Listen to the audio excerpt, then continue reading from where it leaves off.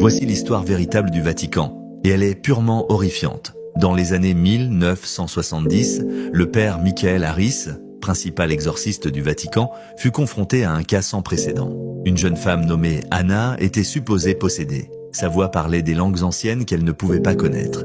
D'étranges symboles apparaissaient sur sa peau, comme gravés par le feu. Pendant l'exorcisme, Anna cria quelque chose qui fit figer Michael. Elle dit « L'Église sait, ils ont toujours su, tu n'es qu'un pion ». Michael ne parvint pas à oublier ces paroles. Il commença à enquêter et découvrit des murmures sur une secte secrète appelée l'Ordre des Ténèbres. Ce groupe, lié à des rituels interdits, était censé utiliser des forces démoniaques pour maintenir son pouvoir. Pire encore, le symbole sur la peau d'Anna correspondait à celui trouvé dans les plus anciens documents du Vatican des archives liées à des exorcistes mystérieusement disparus. Lorsque Michael rapporta cela à ses supérieurs, ils lui ordonnèrent d'arrêter ses recherches. Certaines vérités, disait-il, sont mieux enfouies. Mais Michael ne les écouta pas. Il écrivit tout dans son journal, déterminé à révéler la vérité. Puis, une nuit, Anna disparut de l'église, malgré une sécurité renforcée. Michael disparut aussi.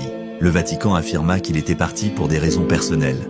Quelques semaines plus tard, son journal fut retrouvé, laissé sur un autel dans une chapelle scellée. La dernière entrée disait « Les ténèbres sont ici, ils savent d'où que j'ai vu, priez pour mon âme ».